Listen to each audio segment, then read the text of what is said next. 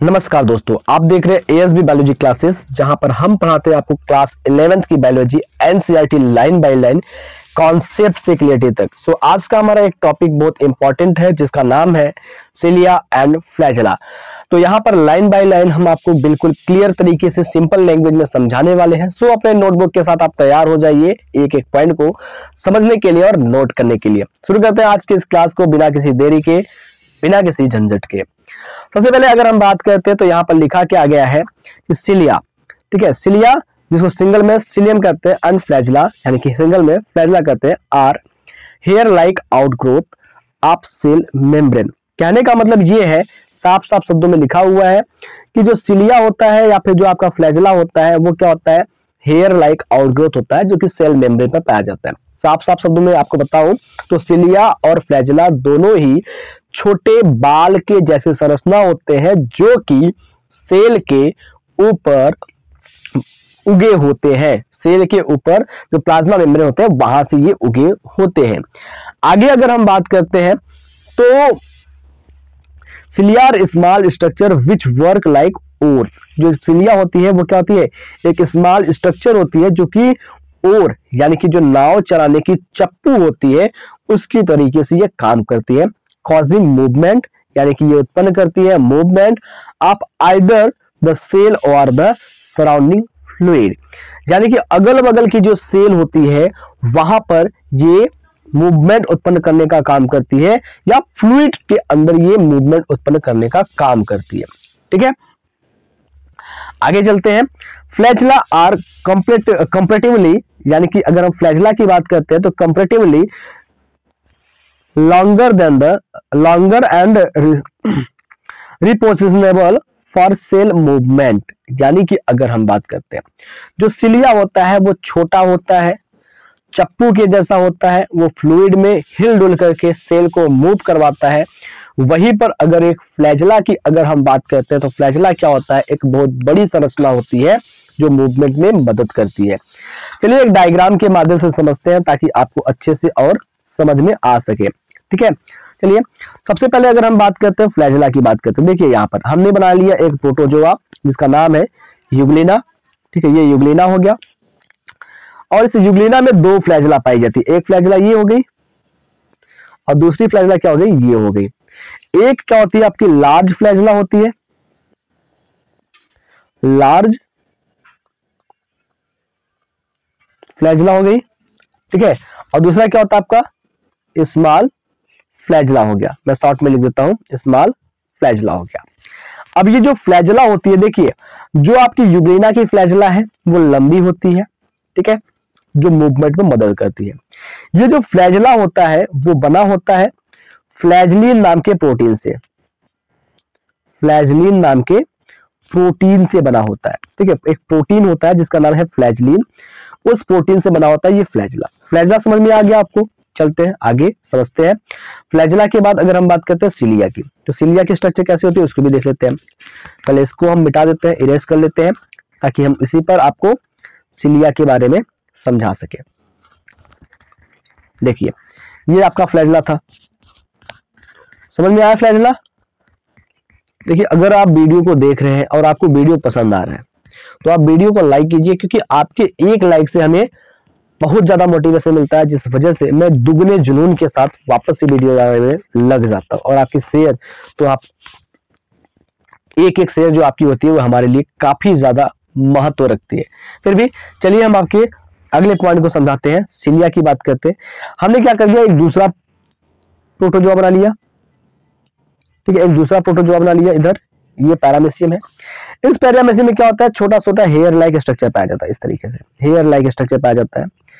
ये जो hair like structure है बेटा, इस हेयर लाइक स्ट्रक्चर को ही क्या कहते हैं हम, सिलिया कहते हैं। ठीक है, तो आपको यहां पर देख करके एकदम क्लियरली समझ में आ गया होगा कि फ्लैजेला और सिलिया में क्या अंतर है। तो एक बार आप सिलिया को देख लीजिए और फिर वापस से मैं आपको अगर फ्लैजेला दिखाना चाहूं तो आप वापस से फ्लैजेला को देखिए कैसे। ये देखिए ये आपकी फ्लैजेला बनाने जा रहा हूं मैं। ये आपकी फ्लैजेला है, ठीक है, जो क्या होती है, लॉन्ग संरचना होती है, एक लंबी संरचना होती है ठीक है। और फ्लैजिला और सिलिया में आप अंतर देख करके समझ सकते हैं कि दोनों में क्या अंतर है। चलिए आगे की बात करते हैं, आगे समझते हैं। इधर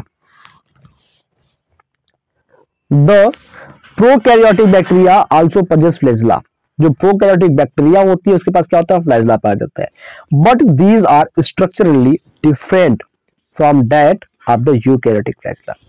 प्रोकैरियोटिक और यूकैरियोटिक दोनों में फ्लैजिला पाई जाती है, लेकिन दोनों की फ्लैजिला में क्या होता है, बहुत ही ज्यादा अंतर होता है, दोनों ही बहुत ही ज्यादा डिफरेंट होते हैं। द इलेक्ट्रॉन माइक्रोस्कोप, अब इलेक्ट्रॉन माइक्रोस्कोप की बात करते हैं। स्टडी ऑफ सिलियम और the flagellum so that they are covered with plasma membrane. ठीक है, इलेक्ट्रॉन माइक्रोस्कोप को अगर देखते हैं, इलेक्ट्रॉन माइक्रोस्कोप का यूज किया जाता है, तो यहां पर देखा जाता है कि जो फ्लैजिला है चाहे सिलिया हो, दोनों के दोनों क्या होते हैं, प्लाज्मा मेम्ब्रेन से कवर होते हैं। और दीज कोर कॉल्ड एक्सोनीम। ठीक है, कहने का मतलब ये है कि दोनों के दोनों क्या होते हैं, प्लाज्मा मेम्ब्रेन से कवर होते हैं, तो उस प्लाज्मा मेम्ब्रेन का नाम क्या है, एक्सोनीम है। possesses a number of microtubules running parallel to the long axis, बहुत सारे माइक्रोट्यूबल्स पाए जाते हैं जो एक्सिस, लॉन्ग एक्सिस फ्लैजिला और सिलिया के साथ साथ चलते रहते हैं। जहां तक फ्लैजिला है वहां तक रहेगा, जहां तक सिलिया है वहां तक रहेगा। द एक्सोनीम, एक्सोनीम की बात करते हैं, usually has 9 doublet and 9 doublet of radial arrangement या arranged peripheral microtubules and a pair of central located microtubes. जैसा आपने देखा था वहां पर सेंट्रियोल में, सॉरी एक मिनट, हाँ उसमें देखा था, ठीक उसी तरीके से यहाँ पर साइटोस्केलेटन में जैसा आपने देखा था 9+2 का अरेंजमेंट, सेम यहां पर भी क्या है, 9+2 का ही अरेंजमेंट है। यानी कि अगर हम बात करते हैं इस तरीके से 9 ठो आपके जो 9 ठो जो आपके माइक्रोट्यूबल्स होंगे वो क्या हो जाएंगे, साइड साइड पे पाए जाएंगे, और बाकी जो 2 ठो होगा वो सेंटर में पाया जाएगा। इस तरीके से देख लीजिए, ये आपका हो गया। अब मैं बताने जा रहा हूं आपको, देखिए यहां पर 1 2 3 4 5 6 7 8 और 9। इसी तरीके से 9 क्या होंगे, ये साइड साइड पर माइक्रोट्यूबल्स अरेंज होंगे, और बीच में क्या होगा, माइक्रोट्यूबल्स डुप्लेट पाया जाएगा, बीच में इस तरीके से पाया जाएगा। अगर हम फ्लैजिला या सिलिया के सेक्शन को काटते हैं तब, ठीक है, जैसे ही फ्लैजिला और सिलिया की सेक्शन को काटेंगे तो ये इस तरीके से आपको अपीयर होगा, इस तरीके से आपको दिखाई देगा, जैसा कि यहां पर हमने बना रखा है। बात समझ में आया? चलिए आगे की बातों को समझते हैं अच्छे से। देखिए यहां पर क्या लिखा हुआ है, एकदम साफ साफ लिखा है, such an arrangement of axonemal microtubes is referred to as the 9+2 array. तो इसको क्या कहते हैं, 9+2 एरे कहते हैं। The central tubules are connected by bridge. जो सेंट्रल ट्यूबुल्स होती है, जो सेंट्रल होती है वो क्या होती है, एक ब्रिज के द्वारा कनेक्ट होती है। इस तरीके से ये एक ब्रिज के द्वारा क्या होती है, कनेक्ट होती है। ठीक है, and is also enclose by a central sheath, और ये क्या होती है, एक सेंट्रल शीथ के द्वारा ढकी भी होती है, which are connected to one of the tubules of each peripheral doublets by radial spoke. जो आपकी ब्रिज होती है वो इनक्लोज होती है एक शीथ के द्वारा, और वो शीथ क्या होती है, जो आपके माइक्रोट्यूबल डुप्लेट होती है वहां से एक रेडियल स्पॉक निकलता है, और वो रेडियल स्पॉक जो होता है वो आपके पेरिफेरल से क्या होता है, अटैच्ड होता है। ठीक है, सेंट्रल में जाकर के वो अटैच्ड हो जाता है। बस तब देयर आर 9 रेडियल स्पॉक, यहां पर क्या हो जाएंगे, इस तरीके से 9 रेडियल स्पॉक हो जाएंगे। ठीक है, अगर इस तरीके से हम बनाते हैं, एक सेकेंड, इस तरीके से आपका एक माइक्रोट्यूबल डुप्लेट हो गया, और यहां से एक रेडियल स्पॉक, सॉरी एक सेकेंड, ये माइक्रोट्यूबल डुप्लेट हो गया, और यहां से एक रेडियल स्पॉक निकल रहा है। तो इस तरीके से 9 माइक्रोट्यूबल डुप्लेट है गए, तो यहां से जो रेडियल स्पॉक निकलेगा कितना निकलेगा, 9 निकलेगा। The peripheral doublets are interconnected by linker. जो पेरिफेरल डुप्लेट्स होते हैं माइक्रोट्यूबल्स के, वो आपस में जुड़े होते हैं एक लिंकर के द्वारा। Both psyllium and flagellum emerge from centriole like structure. दोनों जो फ्लैजला होते हैं चाहे वो सिलिया होते हैं वो कैसे दिखाई देते हैं, जैसे सेंट्रियोल की स्ट्रक्चर होती है वैसे, कॉल्ड द बेसल बॉडी, जिसको हम क्या कहते हैं बेसल बॉडी कहते हैं। सेंट्रियल को हम बेसल बॉडी के नाम से भी जानते हैं। ये सारी चीजें आपको समझ में आ गई होगी। तो मैं उम्मीद करता हूं जो भी चीजें मैंने अभी आपको बताया, जैसा कि अभी बताया मैंने कि जो सिलिया होता है, मैं सिलिया को सी से लिख देता हूं और फ्लैजला को एफ से लिख देता हूं, फिर आपको समझाता हूं। देखिए जो सिलिया होता है वो क्या होता है, संख्या में कई होते हैं, यानी कि मेनी होता है, बहुत सारे होते हैं। और फ्लैजला की बात करते हैं तो 1 या 2, एक या दो होता है, ठीक है, एक या दो होता है, या किसी किसी में क्या होता है बहुत ज्यादा होते हैं, फ्यू लिख देता हूं मैं, ठीक है। उसके बाद अगर हम बात करते हैं इसके साइज की, जो सिलिया होती है वो क्या होती है स्मॉल होती है, यानी कि साइज में छोटी होती है। जो फ्लैजला होता है क्या होता है लार्ज होता है, वो साइज में बहुत बड़ा होता है। दूसरा अगर हम बात करते हैं तो जो सिलिया होता है वो क्या करता है चलने में काम करता है, मूवमेंट में काम करता है।